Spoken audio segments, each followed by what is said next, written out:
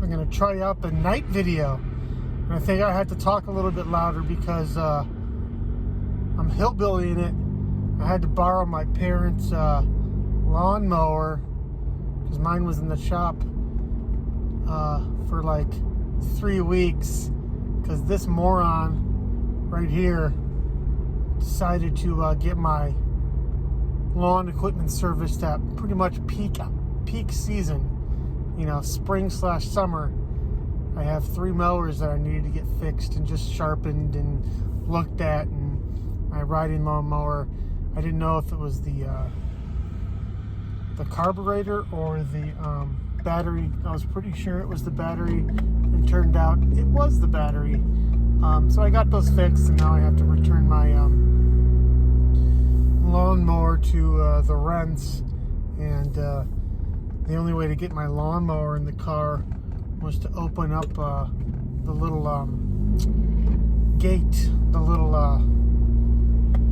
it's an SUV, so the trunk opens up all the way, but it the glass gate opens up to like put groceries in, and apparently to do things like take your parents' lawnmower back to them. So it's going to be a little loud, so I got to remind myself to talk a little bit louder. All right, that was a minute 30 of stuff that you do not care about. So what you did come in about here was the Dogecoin. You can't see me. I'm in the dark. You're in the dark, just like Doge's supply limit. Ha! I got jokes tonight. All right. Dogecoin. Number 4. Number 4.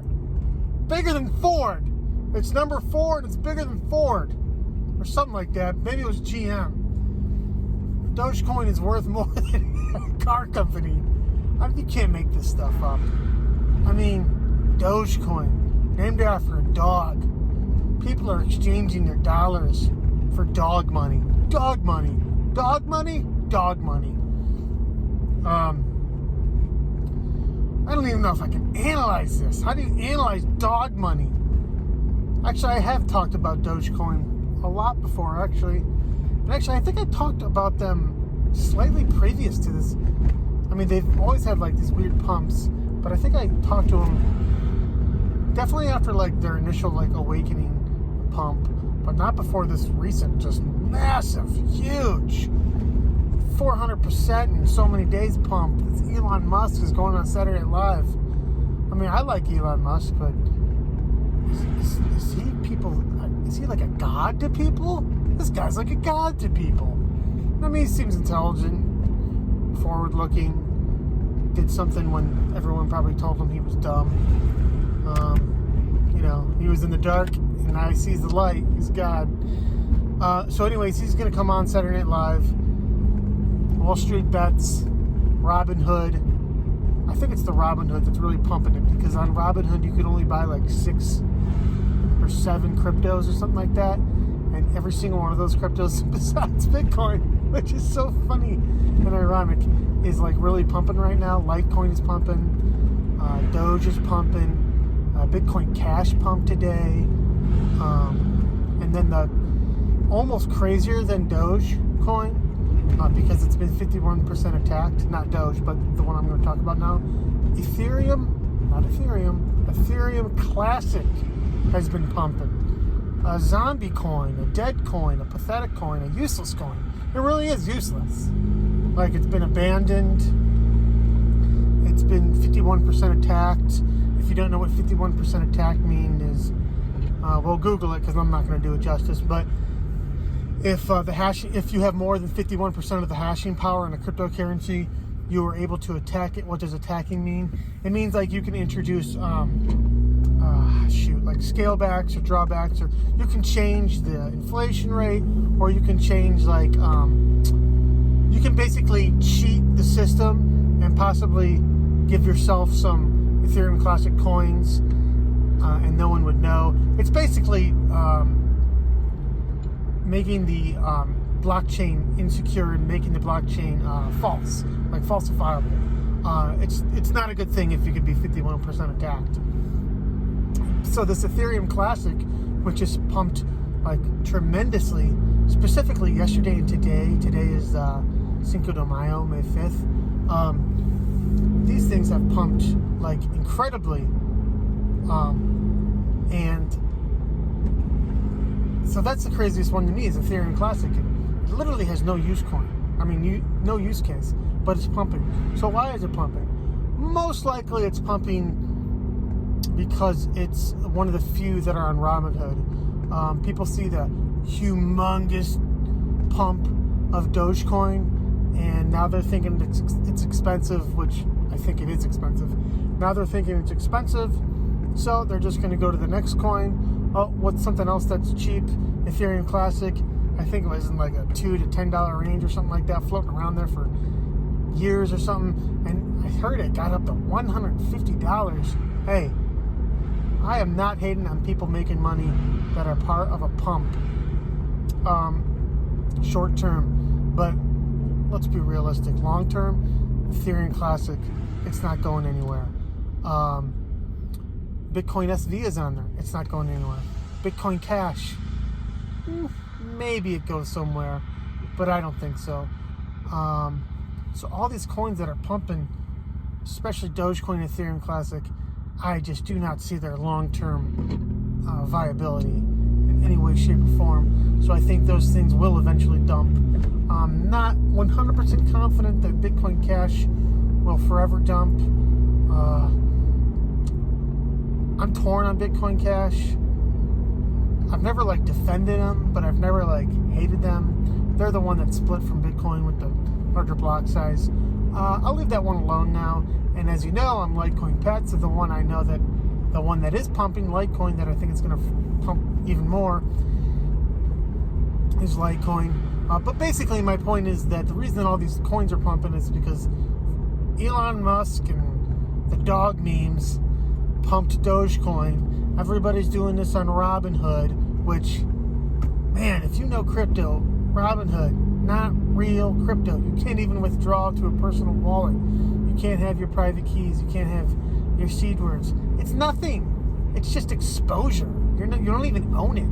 You're exposed to the price asset of Dogecoin. You're exposed to the price asset of Bitcoin. What do I mean? Why is Robinhood not great? Robinhood gets a lot of hate, but they make a lot of money. But I'm going to hate on them. Not specifically for stocks, but I'll hate them on for the crypto. So if you, let's take Bitcoin, the most pristine asset. If you have Bitcoin, and let's say you do awesome. Let's say you get the one Bitcoin. You know, right now it's I think at about 57 or 58,000. Let's say you get the one Bitcoin, and you got your one Bitcoin. And the thing about Bitcoin and cryptocurrency is you want to hold it so that no one could steal it. No one can say that they have something but not really have it. What do I mean by that? The banking system is fractionally reserved. Crypto, in part, existed because they got tired of fractionally reserved. I'm not going to get into that, but fractional reserve leads to inflation. Inflation leads to horrible times. And crypto wanted that to be done with. So in crypto, it's if you listen to high-level people, you really want to have crypto in a private wallet that you control the private keys with, or your seed words with a exchange. And the reason for that is because if you hold your private keys, you have your real crypto, and no one can steal that from you or inflate it away. It's not. The word is escaping me, but it's not rehypothesized. Oh my God, I can't say that word. Rehypothesized. What? That's not a word. Rehypothecated. There it is. You can't rehypothecate. You can't rehypothecate something that you have the private keys to. So it's a big idea from the start of Bitcoin and cryptocurrency is to hold your own private keys. So with Robinhood, you don't hold your private keys. So if you have one Bitcoin and you wanted to send to your own wallet where you hold the keys where no one could ever steal that from you, ever, like it's yours, as long as you don't forget those words or lose that piece of paper that you wrote it down on, or however you want to store that information, those 14 randomly generated words, I think it's 16, then no one's ever going to take that from you. But on Robinhood, you can't send Bitcoin off. You can't send it to your own wallet. What you would have to do, which makes very little, it's more like a stock. It's more like a stock because, yes, you do have the price exposure, but let's say you have one Bitcoin and you want to get that one Bitcoin into your own possession, because right now that one Bitcoin is in Robinhood's possession, not your possession. And who knows if Robinhood, they already have a sketchy past. Who knows if Robinhood is rehypothecating those assets? As what I mean by that is they are telling you that you have one Bitcoin, when in reality they might not have as much Bitcoin as they say they have. So if everybody did a bank run, if everybody did a Robinhood run, maybe they have it, maybe they don't. And so when you hear those things called don't trust, verify, this is what it means. Don't trust Robinhood, verify them. So if you try to get that one Bitcoin off of the exchange, of Robinhood Exchange, you can't right now. Do they have it? Hopefully they have it. So what you would have to do right now to get one Bitcoin is, if you had one Bitcoin on Robinhood, you'd have to sell it and then rebuy it on a different exchange so that you could have your one Bitcoin in your personal wallet. That's not a great system. That's not the reason crypto and Bitcoin existed. So it's not a good situation. I kind of lost my train of thought. So I guess what I'm going to talk about next. What do I want to talk about next? This Dogecoin thing. It's just exploding. Robinhood's not the greatest thing to have it on, but everybody's buying on Robinhood. So the Doge exploded, and now you're seeing other coins pump. Will all these coins pump forever and be long-term solutions? No, I don't think so. Well, some of them, I think some of them, yeah. If my own ideas are correct, then definitely Bitcoin and definitely Litecoin are gonna keep on pumping. Ethereum is on there as well. That may or may not always pump.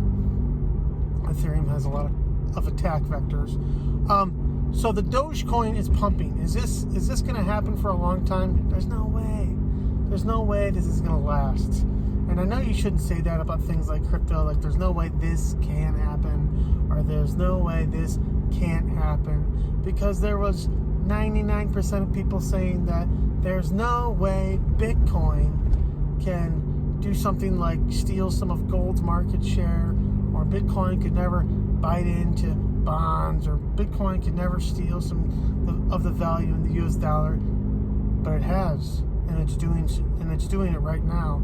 So I understand why some people say you can't say that about a crypto, like how I'm saying that Bitcoin is not going to last, or Dogecoin is not going to last, because people said the same thing about Bitcoin, but Bitcoin has proved a lot of people wrong.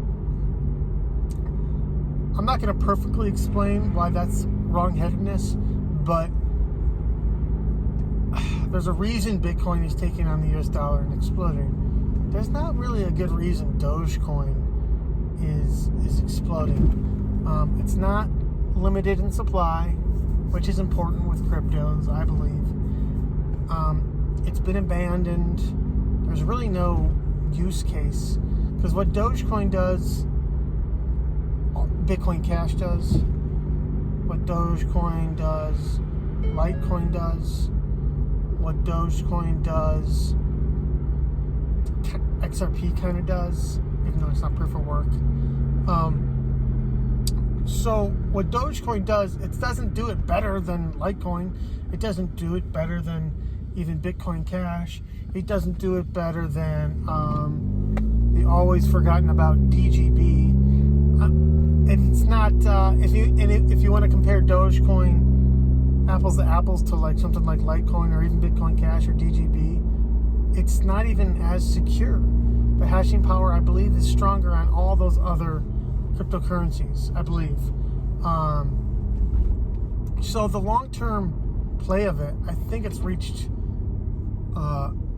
It either has reached a top or it's going to reach a top in the next month, and then it's either going to be an amazing crash because all these people have made so much money, but it's just paper money at this point. If you haven't sold, then you haven't made any money. And once that train starts to go, once people start selling on the Doge, I don't think there's going to be too many buyers there. So when people talk about having weak hands and paper hands and being hodlers of last resort, I think all those dynamics go against Dogecoin. All those dynamics go against Dogecoin. Why? Bitcoiners, and I like to think Litecoiners, have been like forged in the fire. We have held through thick and thin so many times.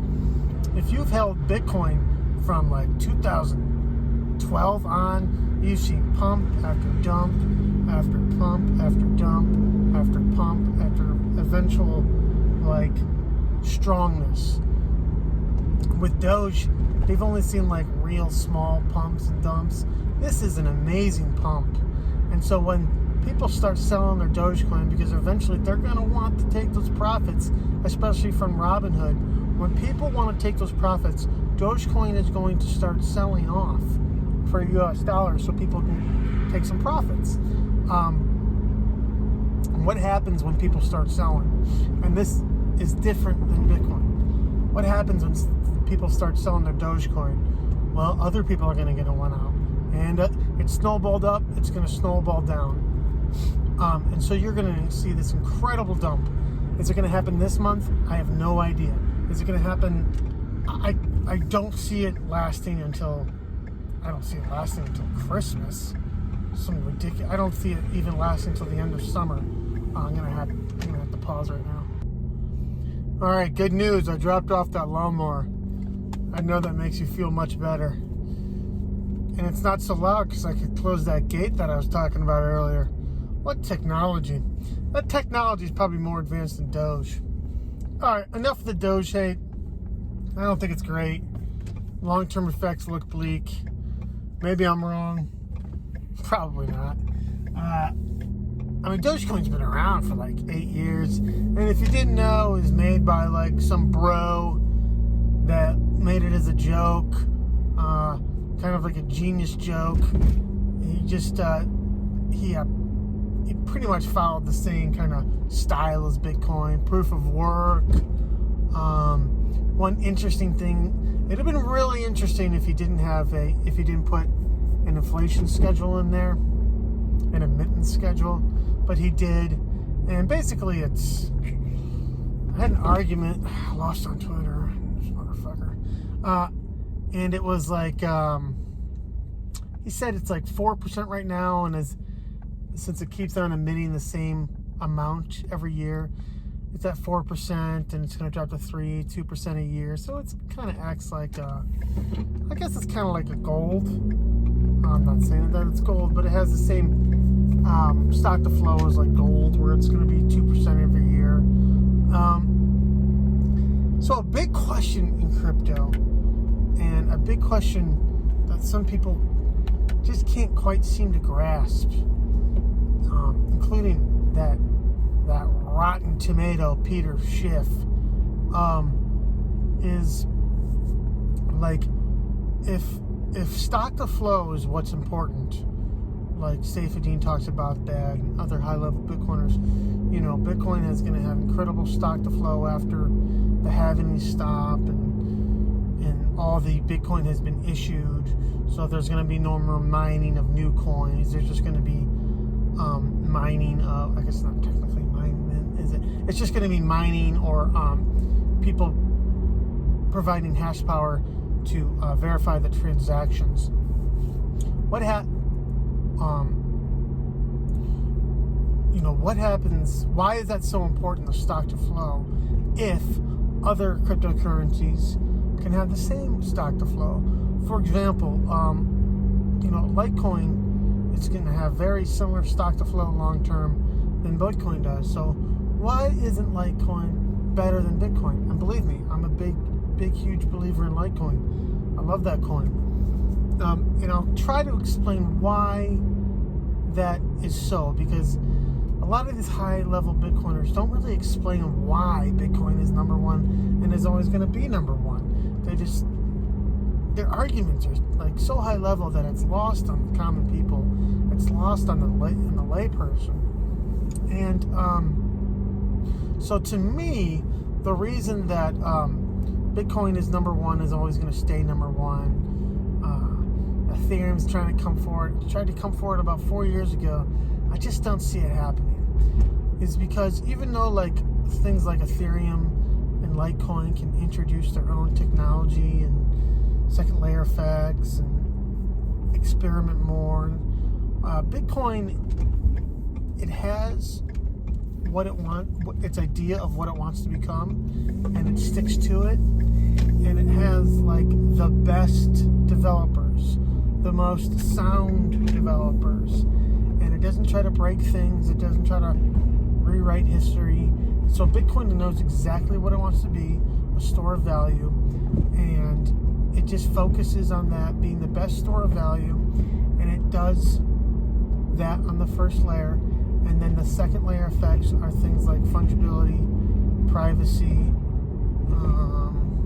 I'm forgetting a big third one, but things like that. And they have the best developers. They have the biggest network effect, and it's going to be dang near impossible to overcome the network effect. Dang near impossible to make better code than Bitcoin. So that's kind of the reasons, I didn't do it justice, but that's kind of the reason that Bitcoin is number one, and it's always going to probably be number one, because it was first to the scene, had a head start, and that head start, you might think, well, people can catch up because they're going to have better technology. It doesn't quite work like that. Blockchains aren't really meant to be all these different things that people are experimenting on. And again, these are just my arguments. Blockchains aren't meant to be these amazing transaction type of coins. They're meant to be actually kind of slow. They're actually meant to be kind of clogged. The only reason that they're going to be useful for everyday people is because of the second layer effects, not ever the first layer effects. Even Litecoin wouldn't be able to like provide the world with a perfect money with on-chain solutions. You're just going to have to do your reading to understand why on-chain solutions are never going to be the endpoint of a cryptocurrency. It's just not built that way. Blockchains aren't built to do that. They're built to do different things like security. Security. That's what they're good at, not lying.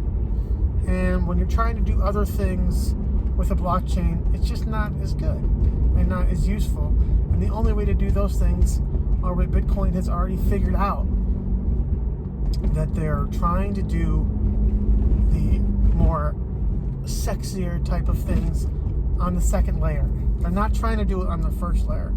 And if that mentality plays out, then Bitcoin is going to run away with being the king. And I'll just finish this off with, what is a different coin that also can have second layer effects, can interact with Bitcoin well, that doesn't really go against it, uses a different mining algorithm, doesn't compete with Bitcoin 1 versus 1, hasn't pissed off Bitcoin all that much like Ethereum or other coins has, and is trustworthy and is straightforward. I'm trying to remember what coin that is. It's hard for me. Can Litecoin Pat think of that coin? Oh, there it is. It's Litecoin. And that's why I'm a huge believer in it. Always will be a believer. And it was pumping today. Have a good one.